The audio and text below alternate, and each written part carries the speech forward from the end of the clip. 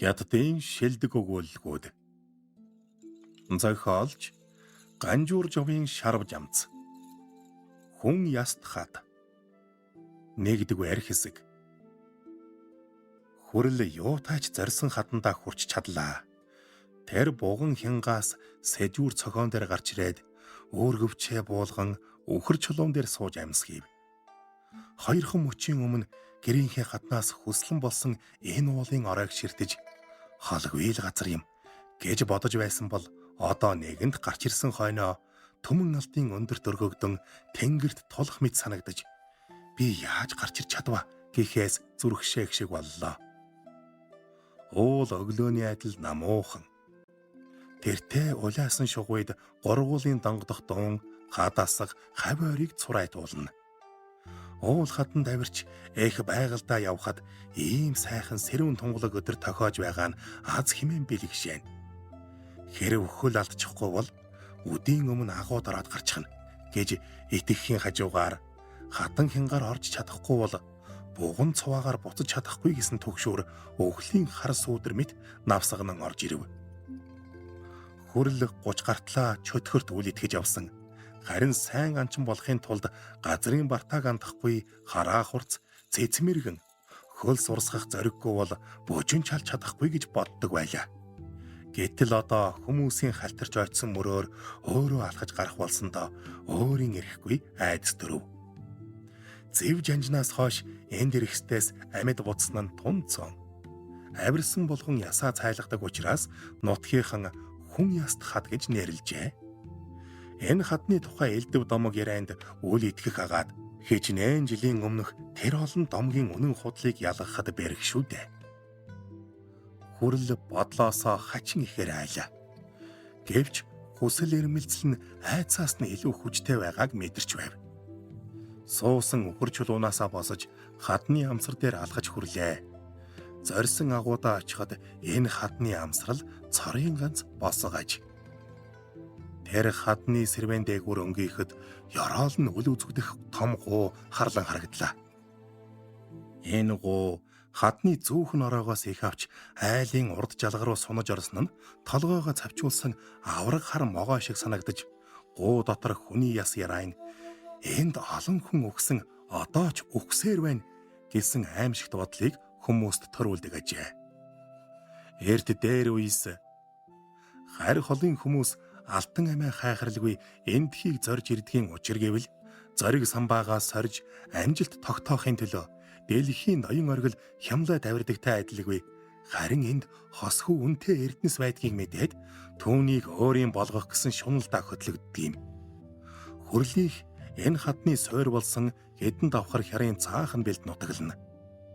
Тэндээс харвал хүн ястахад уулын оройгоор ханаран эвийн олвол хаанаас нь ч авирч болмоор санагдах боловч үнэн дээр тийм амар биш билээ. Энэ хад далайн төвшнээс дээш 2000 гаруй метр дөргөгдсөн Ямат гэдэг хайрхны гол оройд байдаг. Урдуур нь уулын орой булаалтсан шигүү шугуут битүү зав дундаас суур авч дээш болсон учраас зав дотроос оройг нь харсан хүний малгай унаж сүнс зайлна. Энэ завыг нутгийнхан их хар гуу гэдэг юм. Хүн яст хаданд янгрийн сүрэг дур тааваараа бэлчиж ноён сонгон элбэг ургах боловч их байгалийн хишиг гордож энд ирэх хүн тун ховор. Хадны тухай элдв ирээд дэлгэрснээс хойш хүмүүс энэ хар ховилд ирэхэ болж мод шугуй битүү ургасан ёстой л ан амтны диваажин болжээ. Хар гууны нөмөр хашлаг болсон хүн яст хаданд ёроолоос нь мацах хүн нээгч үгүй. Хэдэн зуун метр өндөр цавчим хаданд ёроолоос нь гарахч болцаагүй. Харин хадны гол арайм баруун санчиг дээр нэг сэтэрхий байдаг бөгөөд арын храас нь гарвал тэрхүү сэтэрхийгээр зүүн талын агуу руу хүн орж гарч байсан уулмар харагдана. Өмнө хяр дээр гарвал агуй илхэн үзэгдэнэ. Зэрэгцсэн хоёр агуу байдаг. Зүүн талынх нь баруун талынхаас хоёр алд хэртэй дээр байх бөгөөд хоёр агуу коловсон цавчим эндэр хүртэл тодхон харагдана. Зүүн агуун амсрыг хөндлөн ямаар хөшөж дээр нэг эмээл шүйм унуулан тавьсан нь нарны гэрэлд нүдгэл буулгаж. Цаана бас тэрэгний арал шиг юм байхагаад дурангаар харвал маш олон хэсэгтэй юм овоолоостай. Хүмүүс түүнийг л алтан мөнгө эрдэнэс гэдэг болов. Зарим нь алтан мөнгнөөс үнэтэй ховор юм байж мэднэ. Тэмгүүсэн бол зэв жанжин юунд хүн хурч үлч чадах тэр агууд тавих гэхэд зарим нь ном судрах хадгалсан гин. Бас могоон толгойг огтолж хийсэн тэр могойнууд нь молор эрдэнэ юм гэж өвгөд хуучлах нь бий. Тиймээс хүмүүс үүнийг дээдийн шүтэн чөтгөрийн дарлаг гэж үздэг ажээ. Энэ хад урд нэгч гангахгүй бөмбөр хяр байжээ. Нэг хар могоон шулам энд нүх ухаж үүрлээд хүн амьтныг залгидаг болж гин. Чингис хааны өрлөг жанжин зэв алтан улсыг дайлах гэж өмнөийг зорин явахдаа тэр могоон шулмыг даръя гэж олон хоног хүлээсэн боловч нүхнээсээ гарч ирээгүй тул буцахтаа болъё гэд цааш мордов. Их цэрэг алтан улсын их олон хотыг иргэшээгээд хамгийн сүүлчийн нэг хотыг дайлах үед дайсны талын солгой гартай зэвсгийн эрдэм гойд нэгэн жанжин зэвийн олон баатрын амийг хөнөөж гин. Зэв ихэд уурлан солгой гарттай өөрийн биеэр 3 өдөр 3 шөнө тулдаад дийлэхэд дайсны жанжин хойш буруулж явсаар хар могоон шулам үүрлсэн энэ ууланд ирээд алга болчихов. Зэв түүнийг хэдэн өдөр гутаан харааж өдөөн хатгсан боловч эс гарч ирсэнд Чингис хааны бэлгэлсэн эрдэнийн ил дээр тэр бамгар уулыг цавчиж 2 хэсэг болгожээ. Гэтэл алтан улсын жанжинд тусалсан могоон шулам гарч ирээд өөхөхдөө их хар гуу болж хувирв. Өнөөх 2 агуу бол могоон шулмын орон бөгөөд зэв тэр толгойг нь огтлж дарлаг болгон зүүн талын агууд хийж энэ нутагт дахин ийм түүтгэр гарахаас сэргийлэн алтан имээлээ элдэн дээрээ тогож тавьсан гэдэг. Энэ домогт нутгийнхан итгэж ирсэн. Хэрв тэр имээлийг авбал могоон шулам дахин гарч ирнэ хэмээн эмээдэг юм. Харин сүүлийн үед харин шинжээчид энд ирж ямар нэгэн ховор эрдэнэс хайх адил хайгуул хийх болсонд хүмүүсийн шунал буцалж домогт итгэж бишрэх хүн цөөрчээ. Гэвч нутгийнхан дундаас хүрлийн өвөөгөөс өөр тэр эрдэнэс санаарахсан хүн нэгч үгүй. Хүрэл тэр бүхэнд итгэдэггүй. Өнөөдөрч уул эрдэнэсээс хишиг хүртэх гэж ирээгүй. Түүний сэтгэлийг хадан даргамжсан хүн бол аваг ах нь байлаа. Хүрлийн аваг ах гадаад дотоодод нэрд гарсан Монгол судлаач эрдэмтэн билээ. Ноднин Улаанбаатар хотод болсон олон улсын монголч эрдэмтдийн ээлжид их хуралд оролцоод буцахдаа нутгаараа дайрсан юм. Аваг ах нь нутгаасаа гараад 40 жил болж айлынхан хідэн өвгөд хөгштөөс өөр таних хөнгөө болсон ч энэ хатыг мартаагүй явжээ. Аваг ах нь нутгийнхандаа Монголын түүхийн судалгааны тухай товч ярьж монголчууд түүхтэй судар номтой явсан улс. Тэр олон судар ном нь нийгмийн донсолгоон цүйцэн учир түүх нь тун бүдэг бараг болсон. Монгол хүний бичсэн нууц товчоон, Мин улсын үед зохиогдсон Юан улсын түүх, Рашид ад-Дины судрын чуулган зэрэг цөөн хэдэн сурвалжийг тооцвол бусд нь зөвхөн салаам өчр төдий юм үлджээ. Монголд нууц товчооноос өөр олон сурвалж байсан. Хөөх дэвтэр зэрэг чухал судрууд байсныг Юан улс мөхсний дараа Мин улсын жанжин Шүйда мэтийн хүмүүс хэдэн удаа умарч довтлохтой хураан шатааж, Чин улсын үед бас хуучин бичгүүдийг хураан Бээжин даваачин галдаж, үлдэсний соёлын хувьсгалын үед сүйтгэсэн учраас манай судалгаанд нөхөж баршгүй гарз болсон. Гадаадын эрдэмтэд хичээл зүтгэл гарган судалж байгаач түүхээ бид өөрсдөө судлах ёстой. Бид түүхэн сурвалжаа эрж олох нь туйлын чухал болоод байна. Энэ зүүн хадны агуйд зэв жанжны нуусан юмнууд дотор алтан улсыг төвшдгөх үеийн чухал ном судар байж мэдх юм гэж хэлсэн нь хүрлийн санаанд тод үлджээ. Аваг нь явснаас хойш агууд очих бодол өдөр ирэх тусам дотроос нь хатгав. Өмнө нь гинэн сониуч зангаар агууд орж үзэхсэн гэсэн хүсэлтэй байсныг эцэг нь таслан зогсоосон. Харин одоо тэр агууд орох тодорхой зорилготой боллоо. Хүмүүсийн хэлдэг шиг агууд ямар их үнэтэй эрдэнэ байлаач огт гар хүрэхгүй. Дээдсийн хишиг нутгийн минь сүнсүлд агуудаа үүрдүүлдэг. Харин аваг ахын минь хэлсэн шиг тийм бичиг судар байвал авч гараад судлаачдад өгөхсөн гэх хүсэл энэ дээр үлсэн юм. Энэ хүсэл нь түүнийг төмөр гац давтуулж сур горомслон гөрөхөд хүргэв. Гэвч энэ хүслийн зэрэгцээ өөр нэг нууцхан бодол хэдийнээс ургаж байлаа. Энэ нутгийн хүн нутаг усандаа эзэн болох ёстой. Би нутгийнхаа бүх юмыг ойлгодог. Ширхэг чулуу өвсний толгой бүр минийх гэж бардан бодно. Энэ их асах хайрхны орчимд хүн амьтан үүснээс хойш хичнээн мянган жил өнгөрөхөд өвөг дээдэс зэвээс өөр хинж энд мөрөө гаргаж нэрээ үлдээгээгүй. Дээдсээ минь мөрөө үлдээсэн тэр хаданд би гიშгэж чадахгүй гэж юу гэсэн бодол өнөөдөр түүнийг энэ буганхийн гар мацуулсан юм. Ноён оргил болсон сэрвэн дээрээс хүрэл хорвоо дэлхийг эцсийн удаа харъя гэсэн шиг дөрвөн зүгт алсыг ширтэв. Гэвч цаадах уул усны сайхан үзмжээс нүдэнд торох юм нээгч үгүй. Хар гууны зүг зэвүүдсэн ширтсээр юуцныг бүүмэд уур хорслон буцалж төмөр гацаа бариад төмөн алтын гурав шууд өсөрчихмээр санагдав. Дарс залгилсан мэт цөс орон зоригн чангарч зүүнтэй хадны эрмэг дээгүүр хараан агуу руу гүйгээд ормоор санагдлаа. Өхлийн муу хар гуу. Урд өвөг дээдс минь наад хатан дээгүүр чинь бардам алхаж байсныг чи мартаа юу гэж тэр хар гууны зүг хашгирах шахам өгөөлөв. Гэтэл заадах нь авраг могоо биш, байгалийн хатан ховил хэвээрээ болж нүдний өмнө тодорлоо. 2 дугаар хэсэг. Нар хайрхны оройгоос алд хэртээ дээшилж урдын адил намжин байлаа. Өглөөний сэрүүнд тонгочж байсан гургуул шувуу нарны халуунаас цайж бутан чургасан бололтой чимээ алдрав. Хэрэгт дуртай хідэн янгир ямаа хаднаас хаданд пид хийлгэн дүүлж нааш цааш тоглож наадах чимээл дуулдана. Энэ чимээнэр сүрг хөх тагтаа дэрхийн тэртээ агуйн зүг нисв. Хадны амсрын сэнжин цохон дээрх ургаа хадыг цавчиж хийсэн хөшөөний суурин дээр ирлээ. Тэрэндээс сураа уяа гэж бодсон гэж. Хэр өндөр байсан үл мэдэгдэх энэ хөшөө хугараад хар гуунд залгигдсан ч оргиошоо 2 уртаашаа 3 тохой хэртэй суурин хаднаасаа дээш тохой хэртэй гооцаан үлджээ. Хажууд нь очиод үзвэл ямар нэгэн хүчтэй юмд дэлсүүлж хугарсан хөшөөний суур байх нь элжигнээс унаж ясаа хугалсан хүнийг санагдуулна. Энэ хөшөө хүрл урд үзээгүй боловч сонсож байсан. Тэр өвгдийн хилцдэг зэвийн тухай олон гайхамшигт домгийн заримд нь итгэдэгвэж зэв жанжин үнэхээр энд ирсэн гэдэгт итгэдэг байлаа.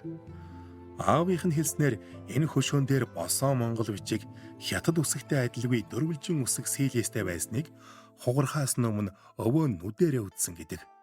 Өвөө нь манж гүрний үед сумын занг байсан үсэг гадралдаг төдий тул тэр бичгийг бүрэн уншиж чадаагүй. Зөвхөн сүүлийн мөрд дөрвөн дэлхийн их эзэн Чингис хааны хөх тувгийн өмнгийг нээгч орлог зэв гэж сийлснийг уншсан гэдэг. Иймээс зэвийн тухай гайхамшигт домгуудад аав нь итгэдэг байлаа. Эргэн улсын 14-р онд хошууг сян болгож атар хагалбарлах товчоо байгуулан Сүү Шомын гэгч хүн цэргийн хүчээр атар хагалж байхдаа энд эрдэнэ байгааг мэдж цэрэг дагуулж ирээд өвөөг нь сөрдүүлж замчин болгон энэ хатан дээр гарсан боловч агуйд орж чадаагүй. Хэдэн цэргээ замчин хамт хар гууруу нисгсэн тул буцахтаа энэ хөшөөг эвдэж гууруу шидсэн гэдэг. Үүнээс ч өмнө цагаан агчин могоожил дайчин гүрний төр гэрэлтийн анх дугаар онд 2 хятад худалдаачин ирж агуйд орох гэсэн боловч хөшөө байгаа талаар явалгүй, харин оройноос нь дээсээр бууж агууд орох гэж бүтлгүй итж нээсэн гэдэг. Энэ бүхнийг хүрэл өөрийн эцгээсээ сонсжээ. Агуйн оройгоос дээсээр буун орж болохч тун эрсдэлтэй гэдгийг хүрэл сайн мэднэ. Учир нь агуу хэдийгээр хадны оройгоос ойрхон боловч агуйн тэндээ хадна дотгош хүнхэр учраас олсоор буусан хүн наагуур нь хийд дүүжлэгддэг байж. Иймээс хүрлийн байгаа энэ амсрал агуйд орох цорын ганц үүд юм. Зэв жанжинч өвгөр орсон байж таарна. Гэвч тэр үед энэ ташаас зүүнш эндэр байсан бөгөөд зэв буцахтаа ил дээрээ цөмийн цавчиж хайсан гэлцдэг. Цавчсан орон байх шиг харагдана. Өвөг дээдс минь ухаантай хүмүүс байжээ.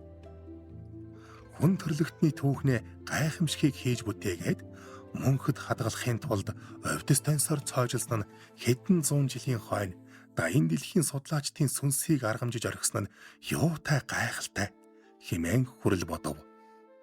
Гэвч өвөг дээдс минь үүнийгээ нуухыг бодоогүй бол та хэрв нуух байсан бол юунд агуун өмнө хөшөөг сөндөрлүүлэн босгох вүлээ? Агууд юу хийж орхисон түүнийг хэрхэн авах аргыг хөшөөнөөс сийлж үлдээсэн нь лавтай. Ингээд 3 дахин өнгөв. Тэнд нүдэнд тусах юу ч алга. Өвөгдийн яриагаар Манжгаа улсын үед хэдэн Япон ирж агуугаас юм авах гэж элдвээр оролцсон ч хэдэн хүнээ хаднаас нисгэжээ.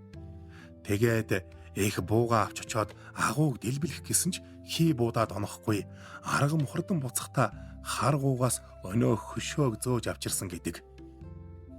Хөшөөн дээр чухам юу битсэн байсныг өвөөгөөс минь өөр хинч мэдэхгүй.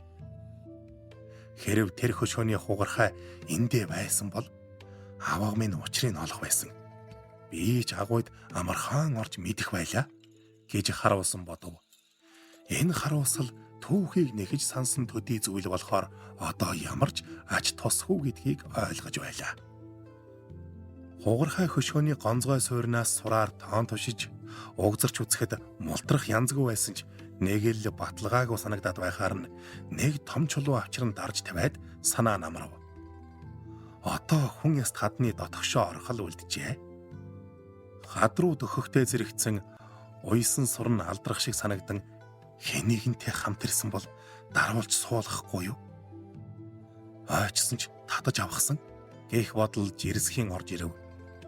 Үнэн дээр хануулж ирэх зоригтой хүн байсангүй. Аваагийнх нь явсны дараа нутгийнхаа үеийн залууст хэлж үзэхэд олдсон шунж байж амны хохь болно гэж дург үзжээ. Очих зорилгоо учрал бол ном судрыг оллоо гэд чи уншиж чадах уу? Хэрээ мэдэхгүй гисгэн хошигнж байсныг санав. Тэр хошигнол нь би заавал агууд орно. Бичиг судар байвал олохгүй ч авчирч чадхаа та нарт харуулчаад мэддэг хүнд нь өгч түүх судал тус нэмэр болно гэж шүд зүүн шийдэхэд хүргэсэн билээ. Энэ бүгдийг эргэн бодоод өөрийгөө зэмлж цамц гутлаа тайлан чулуун дээр тавиад суран татлахаа гидсэрээ орон төмөр гацсаа ардаа зүйлээ. Ингээд ханан хатанд биеэ наан хоёр гараараа хадны ам болцоонаас зуурч хэсгэн уян дээгүр нүцгэн хөлөө ааж марзав. Доор ёроол нь үл үзэгдэх хүнхэр хад харлах учраас нүдэрээ ээлжиж хөл алдаж мэдэх тул харцаа явах зүгтэл тогтоох хэрэгтэй. Хүрл иймэрхүү хаданд олонтой авирч бууж явсан ч тэр болгон энэ хад шиг хүний ясыг цайлгсан түүхгүй болохоор ямар ч айцгүй гарчдаг байлаа. Харин одоо энэ хад авьяас дамыг биш зүрх зоригийнч давхар шалгах тул зориг болгоомж хоёрыг алхам бүрдээ сануулсаар аваа. 3 дугаар хэсэг. Уула урдын хിവэр нам гүн байлаа. Хүрл хэдэн алхам дотгошлох бүрдээ хадны ан цав руу төмөр гадас нэг нэгээр зоож явв. Ямар нэгэн хатуу юмнаас хангинаж цангинсан дуу гардаг. Хэдэн галбаар ажиггүй сөхийсэн ханан хад хатууч төмөр гадас тогшуур алах хүрлийн гар нийлж түүнийг нүхлэх аж. Хатуу хадыг нүхлэхэд цангинсан дуу асаг хайрхны нам гүмийг эвдэж эндэр цавчхвийн дангинсан тэрхүү дууны он утсан цуурай шиг уй уй хангинсаар байлаа. Ингэж явсаар наад талын агуйд нилээд ойртов. Гэтэл нисэх чулуу 1000 он ирэх хүнийг хүлээн гихчээр хүрэл 5 дахь гацаа шааж сураа гархин дуглан цааш нэг болтгор үе дээр гიშгтэл цүл хийтэл мултарч хар гуруу унав. Хүрэл хөл алдан өвдөгний үе ортол гударсан ч нэг гараараа сурнаас атгаж нөгөө гараар хадны ангаас барьсан тулдаа нисчихсэнгүй үлдлээ. Нурсан чулуу шууган унаж минут орчмын дараа хар гууны ёроолд хүрсэн бололтой уул хад цочоож тесрэх дуус сонсдов. Гэтэл дүнгэнэх дуу гарч үл мэдэх хүч түүнийг хойш түлхэх шиг санагдав. Тэр дуун хэнгэрэг цан цохих адил хүчтэй, уулахад юурх мэт аюу өмшигтэй ажээ. Нүднийхээ булангаар доош хартал тэр тээх хар гууны оролд хүний олон яс цайрч түүний дотор өвөөгийнхэн ч энээх шиг санагдлаа. Нүдээ тас анж хатанд биеэ наан зогсов. Хэсэг хугацааны дараа тэр дуу түүний зүрхнийхэн цохилт байсныг мэдлээ. Гэтэл хамар дээр нь бүлээн юм тусалж байх шиг. Нүдээ нээвэл хатнаас зуурсан хурууных нь хумс хуулраад цус гарчээ. Хуруу нь хорсон өвдөхийг мэдэрлээ. Цус нэл улаан халуун цус. Зарим хүн цусаа үзээд уйлж, зарим нь огол харайдаг. Сэтгэлийн энэ хоёр хөдөлгөөний айланд нь ч автсангүй. Учир нь түүнд цусны тухай онцгой нэгэн бодол бий. Хөрөл багаасаа ном их уншдаг, ялангуяа Монголын түүх судлалд илүү сонирхолтой байжээ. Үүнд авганж нөлөөлсөн байж мэднэ. 10 жилийн сургуулаа төгсөөд их сургуулийн түүхийн ангид шалгалт өгсөн боловч тэнцсэнгүй. Ихэд сэтгэлээр унжээ. Бүрт чонын цус бидний биеэр урсаж байгаа гэж авгаасаа сонссноос хойш түүний биед нэг зүйлийн хүч дурсгал долгилох шиг болжээ. Энэ хүч дурсгал эх орон эрх чөлөөний төлөө тэмцэгч зовлон бэрхшээлийн өмнө нугардаггүй Монгол хүн бүрийн судсанд байдаг гэж бат итгэдэг байлаа. Гэхдээ өвөө аавд нь бүрт чонын цус байгаа эсэхэд эргэлзэнэ. Учир нь хүмүүс өвөөг нь хар цэргийн нохой болж дээдийн шүтэнд халдаад сахиулсанд шийтгэгдсэн гэлцдэг. Өвөө нь хоолой дээрээ хутаг тавиулж аргагүй ирэхэнд энэ хатанд гарснаас биш өөрийн дураар ирээгүй гэж боддогч. Хоолойдоо хутаг тавиулсандаа айж хулчилсан хүнийг бүрд чонын цустай гэхэд бэрх аж. Харин аав нь юунаас болсныг мэдэхгүй. Хүн яст хатанд очно гэхээр өнхөлцгөө хагартлаа. Хөрл их сургуульд орж чадаагүй бухимдлаа тайлах гэж ангийн буурч хэлсээр нэг л мэдхэд нутгийн хаан уул хяр асаг халлаас салж чадахгүй болжээ. Харин хүн яст хатны агуу анцхыг тайлгсан гэж бодох болсон тэр үеэс хаашаач явха боллоо. Аав нь уулаар хэсэж анчин болохыг хоройгүйч энэ хатны тухай ганц үг цохиулахыг тас хорно. Анхандаа эцэг минь дээцийнхээ шүтэнд хүний гар хөрөхгүй гэж боддөг юм байна гэж санаад дотроо их хүндтгэдэг байжээ. Авга нь ирээд явсны дараа хүн яст хатанд гарах санаагаа хэлтэл хэрэггүй юмд битгий дурлаж хэрэг тарих гад бай. Мөрөөрөө байхаас илүү сайн юм байхгүй гэж тас хоржээ.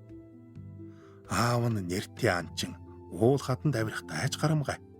Нэг удаа уг хатны сэрвэнээс өнгөж үзснээс хойш ууланд ч гарахаа болсон гэдэг. Үхээс айсан гэж юу? Үхлээс айдаг хүнд бүрт чонын цус шингээгүй гэж хүрэл бодно. Гэтэл аав нь бүрт чонын цусгүй бол надад хаанаас тийм юм уламжлах вэ гэжээ. Түүнд үүнээс илүү гутамшиг үгүй юмсанж. Хууларсан хумснаас нь туслах цусны найрлагыг шинжлэх ухааны аргаар тодорхойлолтой биш. Харин хүн яст хатны агууд орж чадах хэсэг нь бүрт чонын цустай эсхийг батлах цорын ганц шалгуур шиг санагдахад түүнд хүч тамир орох шиг боллоо. Тэр агууд харвал нэгэн янгир ямаа анх унсан чулууны дуунаас цочсон бололтой агуун дээх нь хүнхэр хадны үе дээр зогсоод юу болж байгааг мэдэх гэсэн юм шиг хүрэл рүү өнгийн ширтэнэ. Хүрэл зөвхөн янгиртал заяасан хаднаа дүүлэх төрөлхийн авьяасыг биш ирэв. Хэрэг би янгир шиг байсан бол агууд орж гарах юухан байх вэ? Гэвч амьтны төрлөх авьяас хэдий гайхалтайч ухамсаргүй учраас хүн илүү гайхамшигтай гэж жишин бодож янгирыг анзаархаа боллоо. Тэртээ хатан зохионоос нэгэн бүргэд дээш хальж агуу руу харвсан шум шиг шууган ирснэ. Янгирийн наагуур хэдэргэж харсан олзондоо итгэл алдарсан бололтой дахиад огторгуйод хөөрөв. Янгир хатанда бүргэд огторгуйда эрх дураараа. Гэвч хүн заяасан эх орондоо эрх чөлөөтэй байдаг билүү гэж бодсоор түүний хойноос дээш харав. Хэсэг цагаан үүл оройн хатан дээгүүр өмнөш нүүн ирлээ. Үүл бас эрх дураараа. Энтэй дэлхийгээс тэртээ далайд дураараа хөвөх нь юутай гайхалтай. Гэвч үүлэнд эх орон гэж үгүй. Салхи хаанаас үлээвэл тийш нүүхэн түүний төрлөх чанар хэмээн бодож үүлсийг ширтэх зуур тэрч байгаа хаттайгаа цуг нүүх мэт болж хөл доор хатан хавхарч харгуу руу хөл алдав.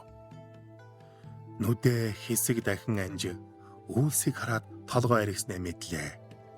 Энэ бүхэн түүний агууд орж ямар цустай болохоо нотлох гэсэн хүслийг мохоосонгүй. Тэр хуруунаасаа тусах цусаар толин хаданд тоонулжин тэмдэг зураад цааш явлаа. 4-р хэсэг. Багуудын алдад захын агууд оров. Хөл нь өвдгөөрөө нугарч хамаг цус нь орой руу норгих шиг болж зүрхэн чичирнэ. Айсандаа биш. Харин зэвээс өөр хүн ороогүй энэ агуйд би орж чадлаа гэхээс зорьсондоо хүрсэн эрийн омог багтал бүх биеийг эзэмдэв. Тэрээр янгирийн хөрзөн гөлөмгөрцсөн агуйн үүдэнд сууж гадагш ширтлээ.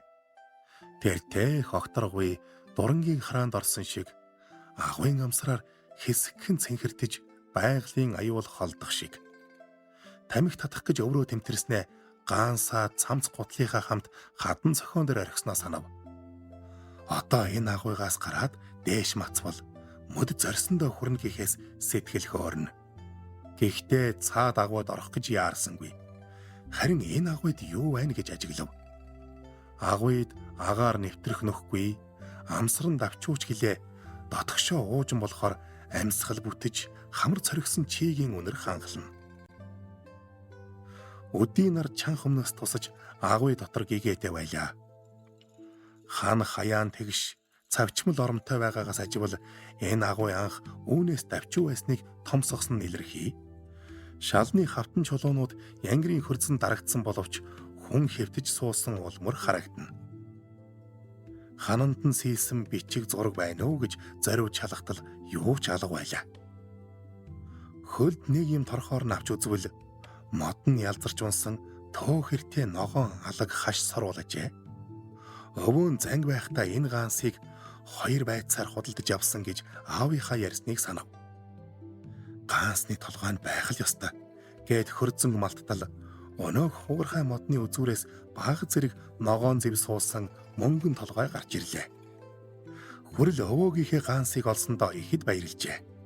Агуйн аманд очиж мөнгөн толгойг нь өмднийхөө шурханкаар зүлэгтэл дороог ялайн цайж хээ угалзан тодрлоо. Ногоон алаг сороолн чихтэй агууд удаан хөвцнээс болж цагаан хаш дотор ногоон мандрава дэлгэрэх адил хээтэй болжээ. Хүрлийн сэтгэлд энэ гаанс бус гаансны эзэн бодогдно. Өвөө нь хаднаас унахаасаа өмнө энэ агууд ирэхдээ түүн шиг төмөр гадас сур хэрэглэлгүй нүцгэн гараараа матсан гарчээ. Өвөөгийнхөө тэр их зүрх зориг ур чадвар арга ухааныг биширв. Урд өөрийгөө хинээс ч илүү гэж боддог байснаасаа ичиж нүүр нь халууд ууган өвөөгийнхөө дэргэд дэндүү өчүүхэн ажээ гэж бодлоо. Өвөө нь дэрэгтээ хөл алдаагүй байж яагаад агууд орж чадлагүй нисчихв. Энэ үед түүний өмнө нэгэн цагаан сахалтай монгол өвгөн хэдэн хар цэргийн хамт хүн яст хатанд ирээд цохионоос ганцаараа хатанд огт торлого мацаар захын агууд орж ирлээ. Өвгөн юу утсныг мэдэхгүй цаа дагавруу ширтснээ дотгош орж тамхи нэрж удтал суугаад монгон гаансаа агуун хананд төшөөлөн тавьж хожимын хүн энэ гаансыг үзэж мэдэг гэд босож цаа дагавруу матсангүй эрсэн өрөөрөө хадан цохоор буцав. Тэнд хар цэргүүдтэй нэлээд хэлэлцэж байснаа зууралдаж буутай 2 цэрэг өвгөний гараас шүүрэн чи тэр юмыг авч гаргахгүй бол нисгэн гэсээр хадны ирмэг рүү түлхэв. Өвгөн юм хэлсэнгүй гэнэт эргэж хажуугийн 2 цэргийг хад руу унтал алгадаж орхиод өөрөө хойш болох гэтэл бууд уугарч өвгөний цээжийг нь сум нэвтлэн гарлаа. Өвгөн хадны ирмэг дээр тогтож ядан хэсэг зогсноо. Муусаа ноход та нар тэрийг хизээж авч чадахгүй гэж уул дөрөгтөл хашгираад урагш шунган унлаа. Үлдсэн цэргүүд өхөр чулуу өнхрүүлж ирээд өнөөх хөшөөг хуг цохиж өвгөний араас түлхэв. хүрэл хугархай гансыг атхан агуйн амсроо дугс хийж өөрийн ирэхгүй өвөө гэж дууалдаад тэр дундаа өөрөө ч цочлоо. Тэр арай л хадруу өсөрчихсэнгүй. Тэртээ тэнгэрийн хаяа хүртэл хөхрөн үнэартах уулахад тэрхүү хашгирсан дууг цуурайлан одож сүрэг тагтаа цочсондоо доороос нь пэржигний нисгэд заад хусан шугуйд гур юу болов гэсэн шиг баригл дуугаар буухирлаа. Төдөлгүй уулахад дахин нам гүм хэвэндээ оржээ. Хүрэл төсөөлөлдөө хитэх сэтгэл хөдлснөө мэдэв.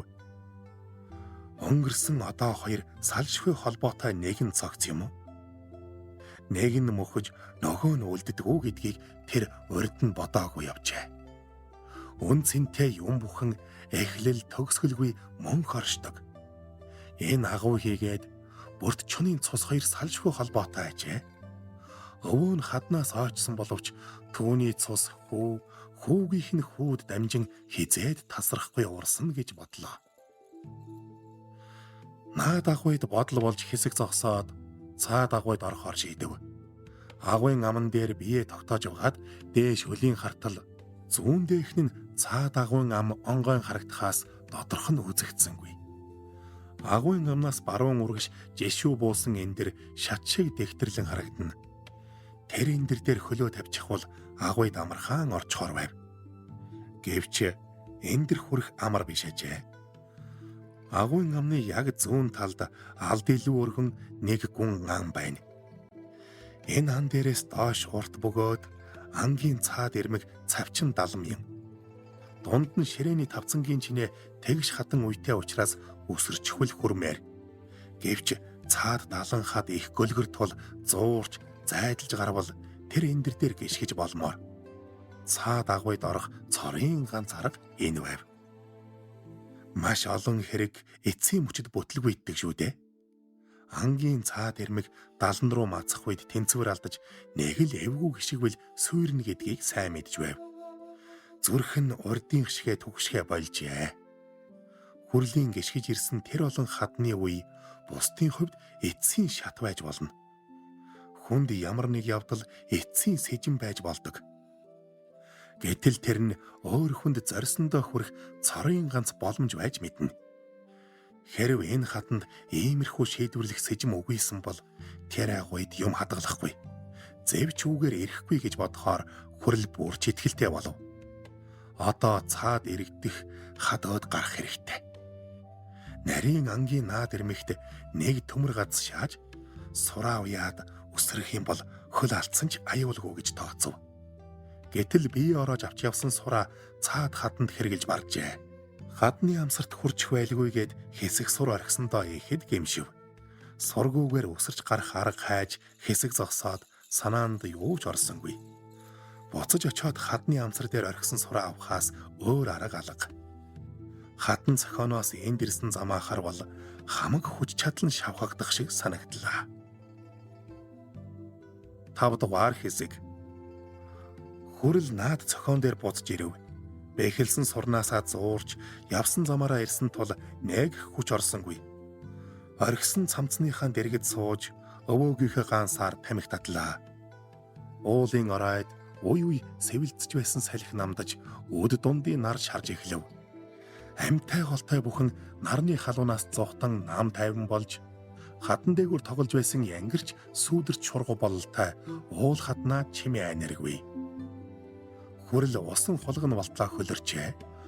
Өд болтол цаад агуйд ороод гарчихна гэж өглөөхөн бодож байсан ч хадны сэтэрхий дээрээ эргэлцээр байгаадаа бачимдан энэ хатанд тийм амархан гарчихгүйг ухаарлаа.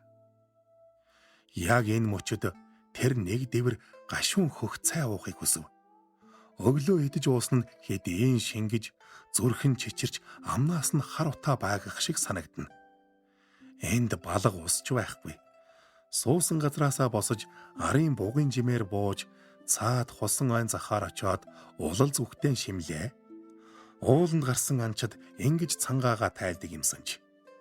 Уулалзын хүчлэг шүүс цангаа сайн тайлна. Тэгээд өнөөх хадны сэтэрхий дээрээ эргэн ирж сураа авч бүслэв. Халил хадны нууц болсон тэр бомбдод эцсийн удаа мацхад бэлэн болж хад өөд дөхөв. Яг энэ үед ард нь "Ажаа" гэх хүүхдийн дуу гарч онгон уулахад мотор цуурайтлаа. Хүрэл чихэндээ итгэж ядан чимээ чагнан зогсов.